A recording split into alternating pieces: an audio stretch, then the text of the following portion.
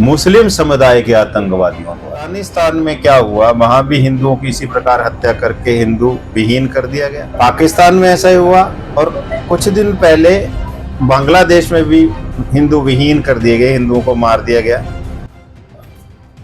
नमस्कार, न्यूज वाला रिपोर्टर देख रहे हैं आप। मैं हूं आपका साथी अमन यादव आपके साथ। लगातार देश में जिस तरीके से गतिविधियां चलती नजर आ रही हैं, 28 लोगों की निर्मम हत्या, आतंकवादियों के प्रति लोगों का क्या कुछ रुझान है वो तो लगातार आप तक हम पहुंचाएंगे, लेकिन मेरे साथ इस वक्त बाबा अलकनाथ महाराज मौजूद हैं। मैं बातचीत करूंगा इसी विषय पर और जानूंगा कि असल में क्या कुछ महाराज जी कहना चाहते हैं। बहुत बहुत स्वागत हमसे बातचीत करने के लिए।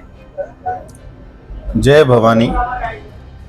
आपने जैसा कहा कि विगत दिनों 2-3 दिन पहले की बात है, कश्मीर में नाम पूछ के आतंकवादियों द्वारा, मुस्लिम समुदाय के आतंकवादियों द्वारा, यानी मुस्लिमों द्वारा हिंदुओं की निशंक निरीह अकारण हत्या कर दी गई।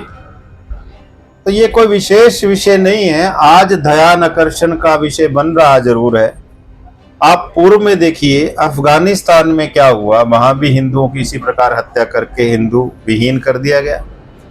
पाकिस्तान में ऐसा ही हुआ और कुछ दिन पहले बांग्लादेश में भी हिंदू विहीन कर दिए गए, हिंदुओं को मार दिया गया।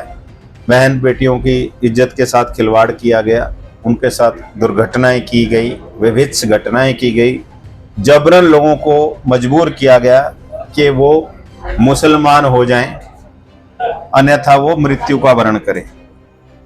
और अभी जो मुर्शिदाबाद और जो बंगाल में जलती हुई आग है, हिंदुओं को लीलने के लिए जो मुस्लिमों द्वारा षड्यंत्र किया जा रहा है वो प्रत्यक्ष है। अभी जो पहलगाम में वृतांत हुआ वो कोई इससे भिन्न नहीं है, परंतु ये आज चर्चा का विषय है। जब जागे तभी सवेरा। हमारा ये मानना है कि आप यदि ध्यान से देखें तो 5 बार दिन में लाउड स्पीकर के ऊपर खुले रूप से ये कहा जाता है कि जो उनके धर्म को नहीं मानता वो जीने लायक नहीं है, उसको समाप्त कर दिया जाए। और एक ही अक्षर ब्रह्म है, एक ही परमात्मा है, जो उनके परमात्मा को नहीं मानता उसको जीने का अधिकार नहीं है। तो हमारा ये कहना है कि क्या हम ये जो धर्मनिरपेक्षता का झूठा चोला पहन के बैठे हुए हैं, इससे क्या हिंदुत्व जो है बलि के बकरे बनते रहेंगे? हम ये कहते हैं कि आत्मरक्षा का अधिकार संविधान द्वारा प्रदत्त है। मैं बीच में पूछूंगा आपसे, क्या आपको लगता है कि हिंदू अब सुरक्षित नहीं है? बलि के बकरे होने की आप बात कर रहे हैं। जैसे हिंदू कभी भी सुरक्षित नहीं थे। पूर्व की सरकारों में इन चीजों को छुपा दिया जाता था। वर्तमान सरकार में इसको रेगुलेट करके बताया जाता है। पूर्णता इसलिए नहीं बताया जाता कि कहीं उपद्रव ना हो जाए, अस्थिरता ना बन जाए। राजनीति की अपनी मजबूरियां होती हैं। तो घटना तो वर्तमान सरकार में हुई है। वर्तमान सरकार की बात नहीं है घटना, तब ये मुस्लिम मानसिकता की बात है। ये सरकारों का इससे कुछ लेना देना नहीं है। ये तब से चली आ रही है जब से ये अस्तित्व में आए, जब से इन्होंने कहा कि दूसरे किसी को रहने का अधिकार नहीं, तब से ये घटनाएं होती चली आ रही हैं। कहीं दबा दी गई, कहीं उज्जवल हुई तो फिर सप्रेस कर दी गई। तो ये एक निरंतर चलता हुआ कारमान है जो हिंदुओं के विरुद्ध में उनको विहीन करने के लिए षड्यंत्र के तहत चलाया जा रहा है, और एक कौम द्वारा चलाया जा रहा है। वो अनेकों देशों से प्रेरित है, अनेकों देशों से फंडित है ये सब। तो ऐसे में अब क्या लगता है, क्या संदेश आप देना चाहेंगे उन हिंदुओं को जिनके प्रति आपको लगता है कि वो सुरक्षित नहीं है, उनकी निर्मम हत्याएं होती हैं? तो आप इनको क्या कहना चाहेंगे आप? हम ये कहना चाहते हैं कि संविधान प्रदत्त एक अधिकार है आत्मरक्षा का। जब आप किसी भी व्यक्ति द्वारा ऐसा आपको भान होता है कि आप वो मार देगा, हानि पहुंचाएगा, आपके परिवार को हानि पहुंचाएगा, बहन बेटियों को हानि पहुंचाएगा, तो निश्चित रूप से उसका प्रतिकार करें। शब्दों से भी करें, खुल के करें, सामाजिक प्रतिकार भी उनका करें। और यदि हाथ से लड़ना पड़े तो जरूरी नहीं है कि हमारे पास कृत एक स्पेशल तरह के वेपन ही हो तभी हम लड़ पाएंगे। जब जीवन जीने की लालसा है तो प्रत्येक वस्तु एक हथियार है। वो ईंट भी हो सकता है, वो रोड़ा भी हो सकता है, वो दाव भी हो सकता है जिससे पेड़ों की छंगाई की जाती है, वो कुल्हाड़ी भी हो सकती है, वो एक ड्रिल मशीन भी हो सकती है, एक पेचकस भी हो सकता है।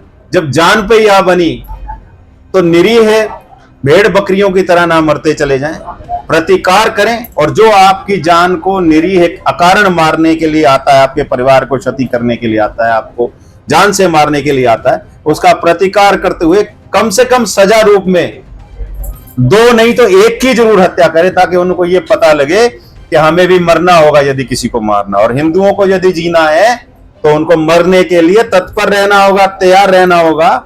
और पारंपरिक अस्त्र शस्त्रों की पूजा वो करें, उनको उनकी थोड़ी सी साधना करें, उनको सीखें, क्योंकि आगे जो आने वाला समय हमें भविष्य में नजर आता है वो मैन टू मैन फाइट होगी। उसमें ना गवर्नमेंटें होंगी, ना कोई और इदारे होंगे, सीधे हमले किए जाएंगे झुंडों द्वारा। उस समय मैन टू मैन फाइट होगी। मैन टू मैन फाइट के लिए, अपने आप की रक्षा के लिए हिंदू समाज को तत्पर और तैयार रहना चाहिए।